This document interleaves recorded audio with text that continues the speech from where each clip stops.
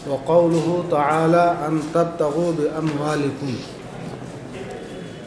یہ مسئلہ آپ نور الانوار میں پڑھ چکے ہیں کہ ان تبتغوا باموالکم،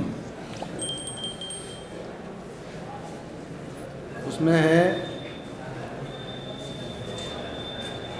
وَأُحِلَّ لَكُم مَّا وَرَاءَ ذَلِكُمْ أَن تَبْتَغُوا بِأَمْوَالِكُم، ان محرمات شرعیہ کے علاوہ جو عورتیں ہیں تمہارے لیے ان کا ابتغاء مال کے ذریعے کیا ہے، یہ حلال ہے۔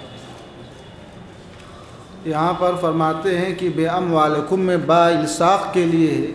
الصاق کا معنی ہے اتصال الشیء بالشیء، اما حقیقتاً جیسے بھی داؤن، مجازاً جیسے مررت بھی اے مررت علیہ اب مکان یقرب منہ زید، معنی میں اصل حقیقت ہے، تو اب اس کا حقیقی معنی یہ ہوا ابتغاء، یعنی محرمات کے علاوہ جو عورتیں ہیں ان کو حبال عقد میں لانا، عقد زوجیت کے اندر تمہارے لیے لانا یہ حلال ہے، مگر اس شرط کے ساتھ کہ یہ ابتغاء جو ہے یہ مال کے ساتھ متصل ہو، یہ ابتغاء مال سے منفک نہیں ہو سکتا۔ گویا جب جب ابتغاء ہوگا تو ابتغاء کے اندر اور مال کے اندر کیا ہوگا، مہر کے اندر اتصال ہوگا۔ ایسا نہیں ہو سکتا ہے کہ ابتغاء ہو مال نہ ہو، یا مال تو ہو سکتا ہے مگر یہ دونوں میں کیا ہے، یہ الصاق، اس کے بغیر وہ شرعاً معقول نہیں، شرعاً معہود نہیں۔ تو با ایک ایسا لفظ ہے جو خاص ہے کس کے لیے، الصاق کے لیے، جس کا صاف معنی یہ ہو گیا ان تبتغوا باموالکم، ان تبتغوا ملصقین ومتصلین ومتلبسین باموالکم، کہ تمہارے مالوں کے ساتھ، تمہارے طے کردہ مہروں کے ساتھ جو ہے یہ ابتغاء کیا رہے گا، متصل رہے گا، اس کا اس سے انفکاک نہیں ہو سکتا۔ اگر تم انفکاک کرو گے بھی تو بھی شرعاً مہر مثل اس کی کیا ہے، وہ متعین ہے۔ شارع کے معین کردہ کو، مقدر فرمودہ کو کسی کی مجال نہیں کہ اس کو وہ رفع کر دے، سمجھ رہے ہیں؟ یہ ہے اصل اس کا معنی ہے۔ اتنی بات جو مین ہے وہ بتا دیے، اب اس کے ضمن میں جو باتیں آئیں گی اصل بتانا ان کو یہ ہے، ہم بتاتے چلیں گے۔ اللہ تعالیٰ کا ارشاد ان تبتغوا باموالکم، با ایک ایسا لفظ ہے، ایک لفظ خاص ہے جس کا موجب کیا ہے، یوجب الالصاق، الصق یلصق الصاق فعل سے، جو الصاق کیا مطلب، الصاق النکاح، اتصال النکاح بالمال، بالمہر، بالمہور کو واجب کرتا ہے۔ اس کا موجب کیا ہے، قطعی اور یقینی، کہ ابتغاء یہ مہر کے ساتھ متصل رہے گا، مہر سے منفک نہ ہوگا۔ فلا ينفك الابتغاء، تو اب ابتغاء مال سے، مہر سے منفک نہ ہوگا، یہ ترجمہ ہو گیا۔ اس کا صاف مطلب یہ ہے کہ مہر کے بغیر نکاح شرعاً نہ ہوگا۔ ابتغاء کا معنی بھی انہوں نے فرما دیا، وَهُوَ الطَّلَبُ بِعَقْدِ النِّکَاح، عقد نکاح کے ذریعے طلب کرنا، اجارہ کے ذریعے، منفعت وغیرہ کے ذریعے نہیں۔ بات سمجھ گئی؟ یہاں پر عقد نکاح سے طلب کرنا مراد ہے، اس کی اصل علت قرآن میں غیر مصافحین، محسنین غیر مصافحین، ایسا نہ ہو کہ یہ ابتغاء وہ اس طور پر ہو کہ محض پانی بہانا ہو، 500 روپیہ 200 روپیہ، یا بلا اجرت یا بے اجرت، وہاں پر کیا ہے، لذت اندوزی ہوتی ہے، کیا ہے، وہ محض پانی بہانا ہے، اس سے تبادل، تناسل، نسل وغیرہ کا ثبوت ہوتا ہے؟ اس پانی کی کوئی قدر ہے؟ بس میں گی الولد للفراش وللعاہر الحجر.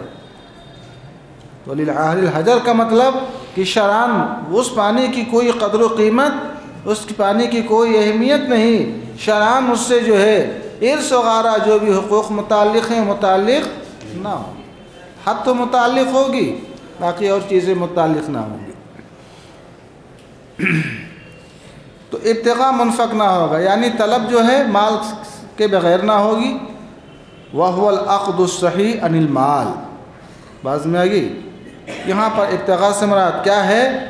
فرماتے ہیں وَهُوَ الْعَقْدُ الصَّحِيحُ عَنِ الْمَالِ اصل میں ان کو کہنا یہ چاہے فَلَا يَنْفَقُ الْابْتِغَاءُ الْعَقْدُ الصَّحِيحُ عَنِ الْمَالِ، تو یہ بیچ میں کر دیا وہ یہ ہو گیا. تو ابتغاء سے مراد یعنی عقد صحیح، نکاح صحیح، یہ مال کے بغیر نہ ہوگا، یعنی نکاح صحیح نہ ہوگا. نکاح فاسد تو کرتے ہیں، سب اس کی صورتیں پڑھی کہ نہیں پڑھی؟ ایسی چیز کو مہر رکھا جو مال ہی نہیں، یا علی اللہ مہرا، نکاح شغار وغیرہ پڑھا ہے کہ نہیں پڑھا ہے؟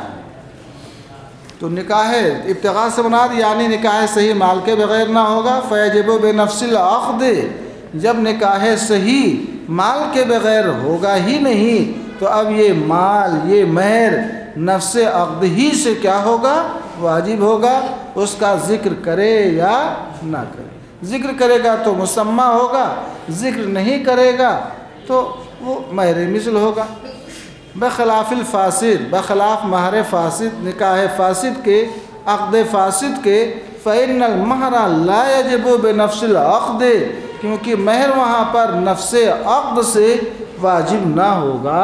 اذا کان فاسدا، جبکہ نکاح کیا ہو؟ فاسد. فساد مہر کی صورت میں کیا واجب ہوتا؟ مہر مثل واجب ہوتا. خلافاً للشافعی، برخلاف امام شافعی رحمہ اللہ کے، فرماتے ہیں الخلاف ہا ہنا فی مسئلۃ المفوضہ.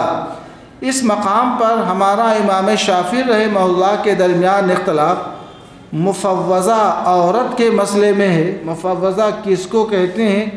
التی نکحت بلا مہر اور نکحت علی ان لا مہر لہا، جس عورت نے مہر کے بغیر یا اس شرط کے ساتھ کہ اس کے لیے کچھ مہر ہی نہیں اس نے نکاح کیا، بعض دن میں آگی، یا اس کے ساتھ نکاح کیا گیا، تو امام شافعی رحمہ اللہ کے نزدیک مہر واجب نہ ہوگا عند الموت، موت کے وقت، وفات کے وقت.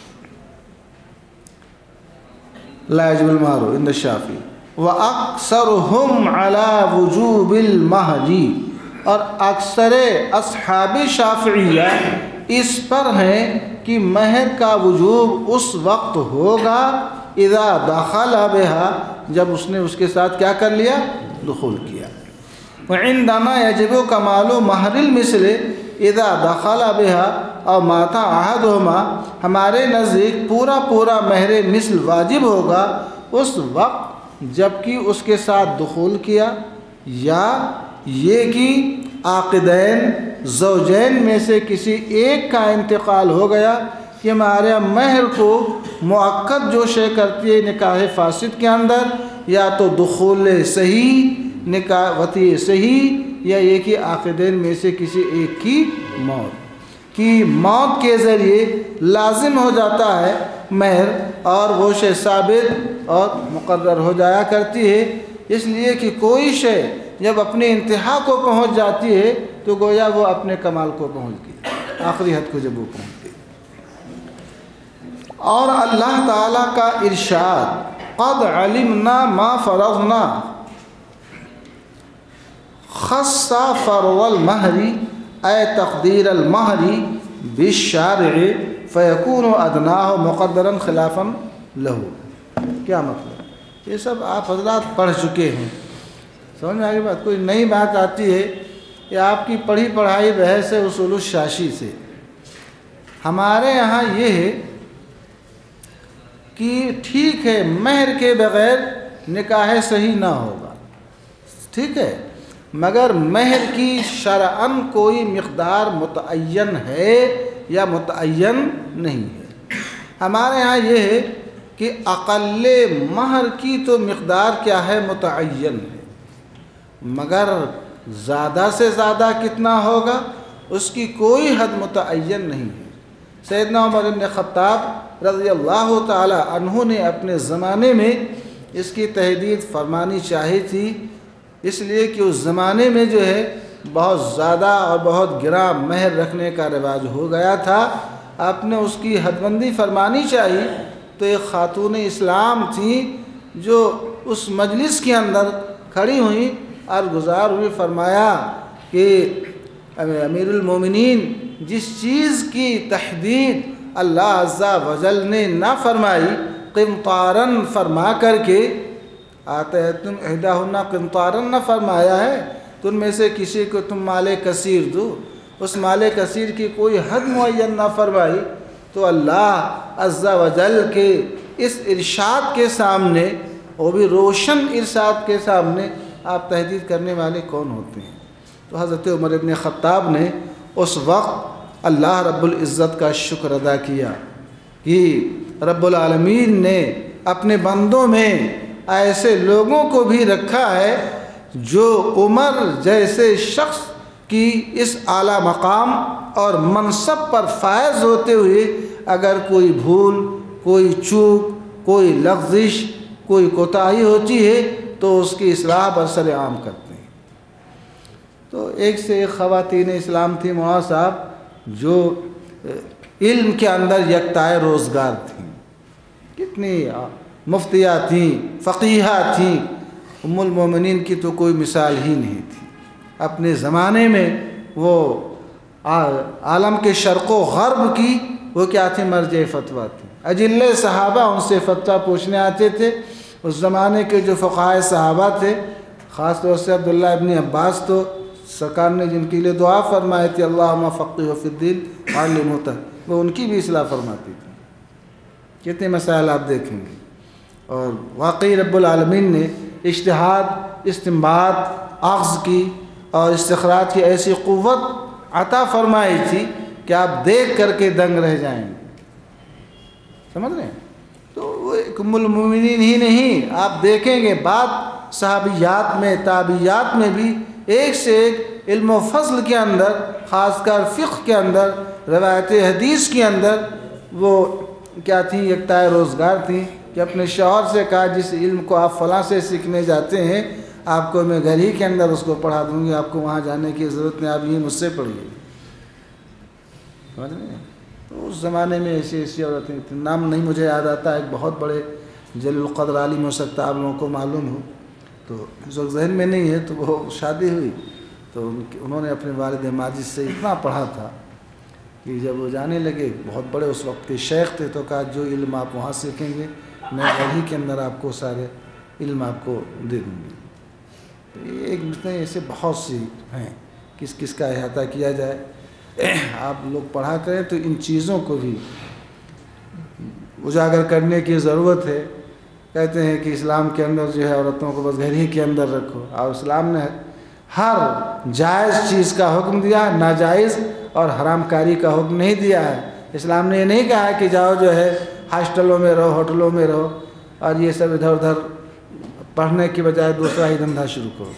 اسلام نے جائز تعلیم کی اجازت دی ہے، ایسی تعلیم کی اجازت نہیں دی ہے جس سے اخلاق کی دیواریں ہی جو ہے منہدم ہو جائیں، انسانیت ہی خود شرمائے، ان کی عفت کا نشیمن ہی تاراج ہو جائے۔ اسلام ایسی تعلیم کا حکم نہیں دیتا۔ بہرحال ایک ضمنی بات تھی، میں اس پر بتا رہا تھا کہ وہ آپ کہیں گے ادھر ادھر کی باتیں، تو اکثر کی تحدید فرمانی چاہے تو انہوں نے منع فرمایا کہ آپ کو یہ حق حاصل نہیں ہے۔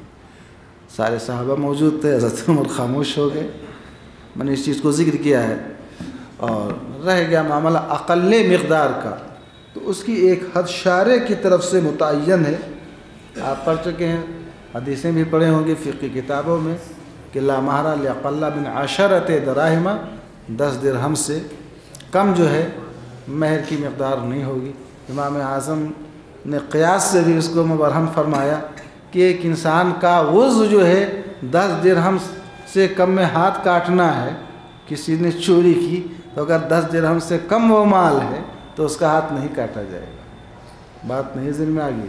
تو اتنا عضو محترم جس سے نسل انسانی کی بقا بقائے عالم جس سے بات ذہن میں آ گئی، تو اس عضو محترم کی بھی قدر و قیمت اس عوض اور بدل سے کم نہ ہوگی جو 10 درہم سے کم ہو۔ چلیے دیکھیے کتاب ہے نا، تو عقل کی مہر کیا ہے؟ وہ متعین، عقل کی مقدار متعین ہے۔ رب العالمین نے فرمایا قد علمنا ما فرضنا، اللہ تعالیٰ کا ارشاد قد علمنا، فرضنا یہ فرض معنی میں تقدیر کے ہے، ہمیں معلوم ہے، ما فرضنا جو مقدار ہم نے تمہاری بیویوں کے حق کے اندر فرما دی ہے۔ قد علمنا ما فرضنا، اللہ تعالیٰ کے ارشاد نے خاصہ فرض المہر، مہر کے فرض کو خاص فرما دیا ہے۔ کیا مطلب؟ اے تقدیر المہر بالشارع، کیا مطلب؟ شارع کے ساتھ اس مہر کی تقدیر کو، تعیین کو، مقدار اور اس کی قدر کے معین کرنے کو شارع کے ساتھ خاص فرما دیا ہے۔ فَيَكُونُ أَدْنَاهُ مُقَدَّرًا، تو اس کا ادنا یعنی ادنا مہر کیا ہوگا؟ معین اور مقرر ہوگا۔ ادنا مہر کی مقدار مقدر ہوگی، خلافاً لہو، برخلاف امام شافعی رحمہ اللہ کے، انہوں نے مہر کو شرعاً مقدر اور معین نہیں فرمایا۔ ان کا مشہور مذہب پڑھ چکے، ما يجوز ان يكون ثمنا في البيع يجوز ان يكون مہرا لها، ان کے یہاں نکاح جو ہے ایک عقد مالی ہے، تو جو چیز ثمن بن سکتی ہے عقد بیع کے اندر، وہ چیز کیا بن جائے گی؟ ہمارے یہاں رب العالمین نے نکاح کو جو ہے وہ محض عقد مالی کا تصور نہیں دیا۔ من تزوج فقد استکمل نصف الایمان، النکاح من سنتی، اس کو ایک قربت اور من سنتی فرما کر کے ایک خاص قربت اور ایک عبادت کا تصور دیا ہے۔ اس عبادت کے تصور کے ساتھ یہ کرو تو ثواب بھی پاؤ گے، نصف ایمان کا درجہ اللہ کے رسول نے اس کو دیا ہے، تو محض عقد مالی وہ نہیں۔ لأن قوله فرضنا معناه قدرنا قد علمنا ما فرضنا، رب العالمین فرماتا ہے مومنوں کے اوپر ان کی بیویوں اور باندیوں کے حق میں جو کچھ ہم نے مقدر فرما دیا ہے، چاہے وہ ان کا نان نفقہ ہو، چاہے ان کا لباس ہو، چاہے وہ مہر ہو، رب العالمین فرماتا ہے کہ ہمیں وہ معلوم ہے۔ قد علمنا ما فرضنا، اس لیے کہ اللہ کا ارشاد فرضنا کا معنی قدرنا ہے۔ فرضنا کا معنی کیا ہے؟ لغت میں فرض کا معنی آتا ہے تقدیر کے۔ اب تقدیر الشارع، شارع کی تقدیر مہر، اما ان یمنع الزیادۃ او یمنع النقصان، یا تو شارع کی وہ تقدیر وہ زیادت سے مانے ہے کہ اس سے زیادہ نہیں رکھ سکتے، یا نقصان سے مانے ہے کہ اس سے کم نہیں رکھ سکتے۔ بات سمجھ آ رہی ہے؟ تقدیر شارع، تعیین شارع یا تو زیادتی مہر سے، گرانی مہر سے مانے ہے کہ اس سے زیادہ تم مہر نہیں رکھ سکتے ہو، یا نقصان مہر سے مانے ہے کہ اس سے کم مہر تم نہیں رکھ سکتے ہو۔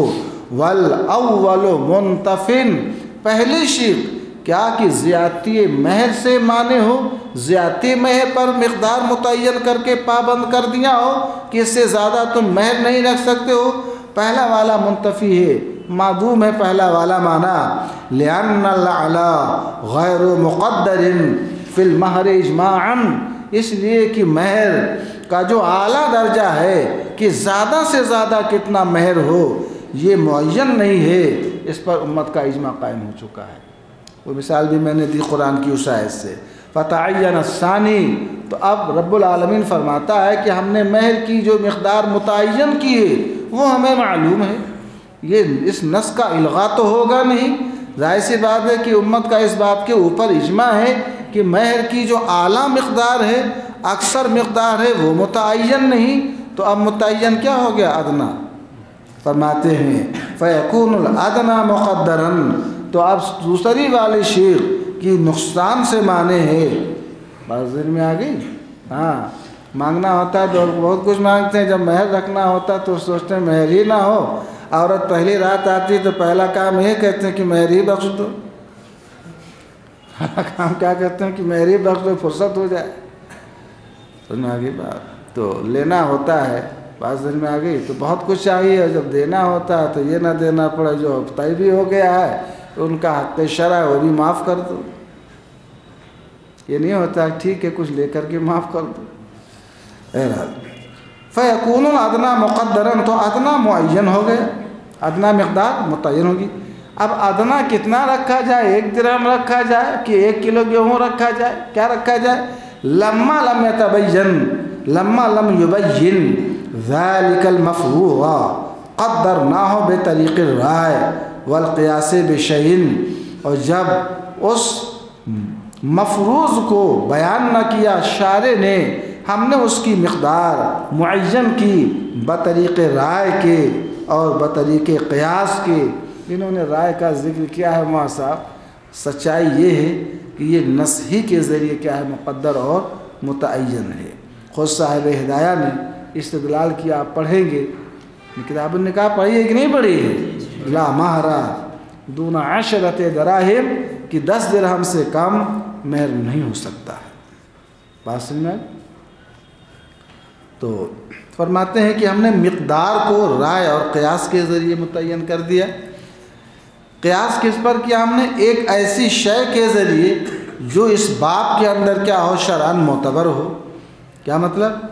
وہ کون سی شے جو ہے اس باب کے اندر معتبر؟ اے کون ہو عوضاً لبعض اعضاء الانسان، یعنی ایسی چیز کے ذریعے ہم نے متعین کی جو چیز عوض اور بدل بنے انسان کے بعض اعضاء کا، بات میں انسان کے بعض اعضاء کا، اور وہ 10 دراہم، کتنا ہے؟ 10 درہم ہے۔ فإنه يتعلق بها وجوع قطع الید، کیونکہ 10 درہم ہی سے قطع ید کا وجوب متعلق ہوتا ہے، زیادہ کی کوئی حد نہیں، کم سے کم کوئی شخص کسی کا 10 درہم یا اس کے مساوی مال اگر چوری کرتا ہے تو اس کا ہاتھ کیا کیا جائے گا؟ کاٹا جائے گا۔ تو 10 درہم سے کم میں جب ایک عضو ہاتھ جب یہ کاٹا نہیں جائے گا تو جس عضو کو رب العالمین نے شرافت بخشی ہے، جس سے انتفاع کے لیے تاکیدی حکم فرمایا، جس کو عبادت کا تصور بخشا، جس کو قربت سے تعبیر فرمایا، تو فرماتے ہیں کہ اس کا بھی عوض اور بدل اس سے کم نہیں ہوگا۔ امام شافعی رحمہ اللہ کے نزدیک کل ما یصلح ثمنا یصلح مہرا، جو چیز ثمن بن سکتی ہے وہ مہر بن سکتی ہے۔ عقد بیع میں بتایا تھا ان کے عقد مالی ہے نکاح، اس لیے جو چیز کیا ہے عقد بیع کے اندر ثمن بن سکتی ہے وہ مہر بن سکتی ہے۔ اور امام فخر الاسلام، اب ثمن میں کوئی ضروری ہے کہ وہ 10 ہی درہم ہو؟ لباع کاغذۃ بألف جازا، پڑھا ہوگا اعلیٰ حضرت کفل الفقیہ الفاہم کے اندر اسی مسئلے کو لکھا، اگر کسی شخص نے ایک کاغذ کو 1000 درہم کے عوض میں بیع کیا تو جائز ہے، لا ربا، کسی قسم کا کوئی ربا نہیں۔ بس میں تو ہم زیادہ سے زیادہ ہم اس کا عوض لے سکتے ہیں اور کم سے کم بھی ہم لے سکتے ہیں۔ ایک تو یہ ہوتا ہے کہ مارکیٹ کے اندر، بازار کے اندر جو اس کا ثمن ہے، جو اس کی قیمت ہے، جو ثمن کہلاتی ہے، اور اس سے زیادہ بھی ہم لے سکتے ہیں۔ بیع مرابحہ، بیع تولیہ، اسی کا نام ہے۔ جتنے میں پڑی اتنے ہی میں بیع کر دینا تولیہ، جتنے میں پڑی اس سے کچھ نفع لے لینا، خیانت نہ کرنا، یہی تو مضاربہ ہے۔ ابراء کا حکم دیا، حق ثمن کا حکم دیا، ایسا ہے کہ نہیں؟ امام فخر الاسلام بزدوی نے اس فصل میں کچھ اور مسائل بھی ذکر فرمائے ہیں، عورتها فی الزیادۃ علی النص، نص کے اوپر زیادتی جائز نہیں ہے، خبر واحد کے ذریعے، قیاس کے ذریعے۔ کچھ مثالیں آپ نے پڑھی اصول الشاشی وغیرہ میں، فرماتے ہیں کچھ اور مسائل اس مقام پر ذکر کیے ہیں۔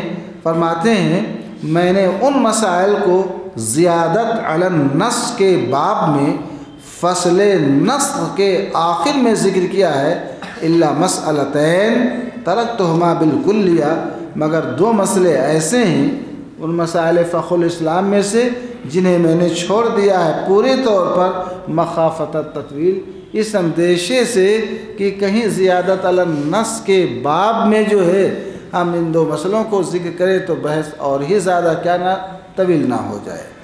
وَهُمَا مَسْأَلَةَ الْحَدْمِ وَالْقَطْعِ مَعَ الزَّمَانِ، وہ کون دو مسئلے ہیں جن کو میں نے ترک کیا ہے، جن کو ذکر کیا اس کو نہیں، مگر جن دو مسئلوں کو تطویل کے خوف سے سمجھ لیں میں نے ترک کیا ہے، اس اندیشے سے وہ دو مسئلے مسئلہ حدم ہیں اور مسئلہ قطع ہیں۔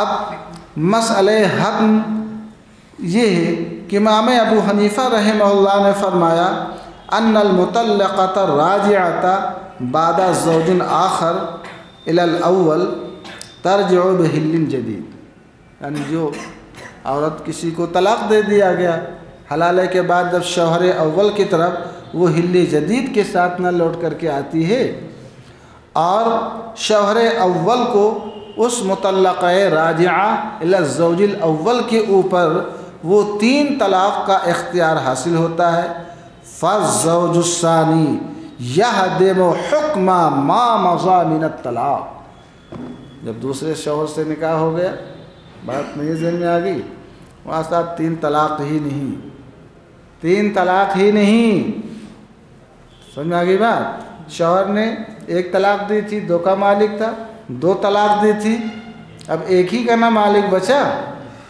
عدت گزر گئی، سمجھ گئے؟ اب وہ دوسرے شوہر کے پاس گئی، پھر اس سے وطی وغیرہ ہوئی، طلاق ہوئی، عدت گزری، پھر اس کے پاس آئی، تو فرماتے ہیں یہ ختم کر دیتا ہے، مٹا دیتا ہے اس کو جو گزر چکا۔ کیا مطلب؟ یعنی 1 طلاق کا جو مالک تھا یا 2 طلاق کا جو مالک تھا، بس مگی امام شافعی رحمہ اللہ، امام مالک، امام احمد، امام محمد فرماتے ہیں انہا ترجع فی نکاح الاول بما بقی له علیہ، یعنی عورت کے اوپر 1 کا اگر مالک تھا تو 1 کے ساتھ لوٹے گی، 2 کا مالک تھا تو 2 کے ساتھ وہ لوٹے گی، سمجھ گئے؟ اسی کو انہوں نے فرمایا کہ لا یہدمہ، یہ اس کو حد نہیں کرتا ہے۔ ان لوگوں کی دلیل یہاں پر لفظ حتی ہے، جو اللہ تعالیٰ کے ارشاد حتی تنکح زوجا غیرہ، یہ خاص ہے غایت کے اندر، بازی میں آگی۔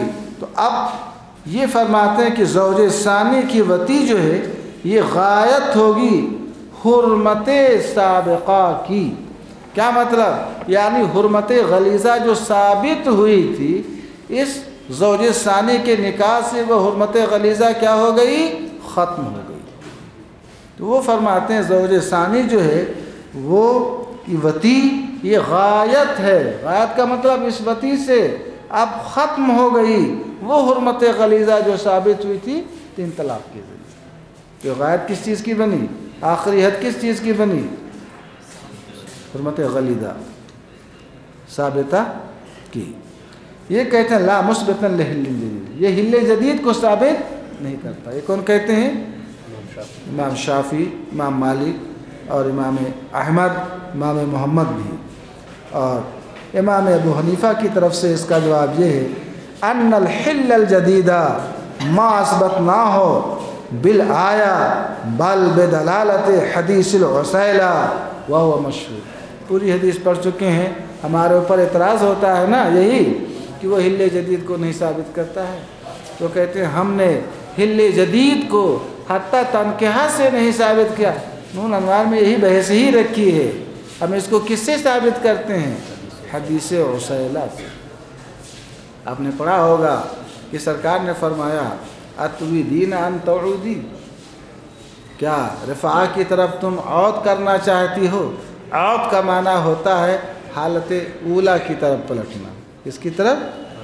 پہلی حالت کی طرف۔ کیا مطلب؟ یعنی 3 طلاق سے پہلے جو تمہاری حالت تھی، یعنی حل جدید، بات نہیں ذہن میں آ گئی، اسی حل جدید کی تم طرف پلٹنا چاہتی ہو؟ تو انہوں نے عرض کیا ہاں، تو فرمایا لا حتی تذوقی عسیلتہ ویذوق عسیلتک، بس مگی تھوڑا مزہ تم اس کا لے لو، تھوڑا مزہ وہ تمہارا لے لے۔ اسی کو تعبیر کیا گیا ہے وہ شہد چکھنے سے، बात ذہن میں آ گئی. بہت زیادہ شہد کھاؤ گے نا تو طبیعت خراب ہو جائے گی, شوگر ہو جائے گا, ہاتھ میں کیڑے لگ جائیں گے. مطلب یہ ہے کہ حتی تذوقی عسیلتہ, بات سمجھ گئے, وہ ہے اسی کو تعبیر فرمایا. لطف اندوز ہونا, یہ بہت اعلیٰ تعبیر ہے. وہ بیاں ہے جس کا بیاں نہیں, وہ سخن ہے جس پہ سخن نہ ہو. نبی پاک صلی اللہ علیہ وسلم کی فصاحت کا کوئی جواب نہیں. اس فصاحت کو بھی دیکھیں گے, اور بھی اس زمانے کے جو فصاحت ہے, چاہے امرؤ القیس ہوں یا اور بھی ہوں, ان کا کلام بھی دیکھیں گے. نبی پاک صلی اللہ علیہ وسلم کے اس جیسے کلام کی فصاحت دیکھیں گے, کہیں نظر نہیں آتی. تو یہ مسئلہ حدم ہو گیا. ایک مسئلہ قطع ہے, بات سمجھ گئی. چوری یہ سب پڑھ چکے ہیں نور انوار میں, سمجھ میں آ گئی بات. یہ سب جو چند مسائل ذکر کیے تھے نا, یہ سب وہی ہیں, پڑھائیں مسائل. وہ پورا 1.5 صفحے میں نور انوار میں ہی حدم والا مسئلہ ذکر کیا. انہوں نے نام الگ رکھ دیا ہے, 7 تفریحیں ذکر کی تھی نا انہوں نے, تو وہ اسی قبیل سے ہیں. مسئلہ قطع بھی وہاں پر ذکر کیا ہے, اسی کے بعد وہ مسئلہ ہے. ہمارے نزدیک چوری کا حکم جو ہے قطع ہے. کیا ہے؟ ہاتھ کاٹ دیا جائے. یہ اصول الشاشی میں بھی آپ پڑھ چکے ہیں. ینفی الزمان عن السالی, جب ہاتھ کاٹ لیا گیا تو جزاء بما کسبا, جو کچھ بھی اس نے کیا تھا سب کی جزا ہوگی. سمجھ میں آ گئی بات؟ وہ مسئلہ پڑھ لینا, اصول الشاشی والا بالکل وہی مسئلہ ہے, سمجھ رہے ہیں. تو وہاں چور سے زمان کی کیا ہوگی؟ نفی ہوگی. ہمارے ہاں مال اگر موجود ہے, بس فرماتے ہیں یہاں پر زمان کی نفی ہوگی.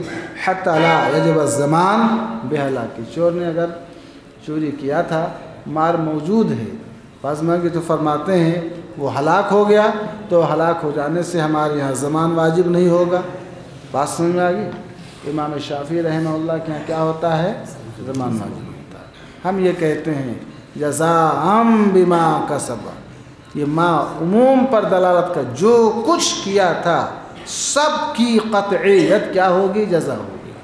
اب جب جزا ہو گئی, نہیں سمجھ رہے ہیں, تو پھر اب وجوب زمان کا کیا معنی؟ وہ بحث آپ پڑھ لیں گے. اسی مسئلے کی طرف یہ اشارہ کر رہے ہیں جو آپ نے پڑھ لیا.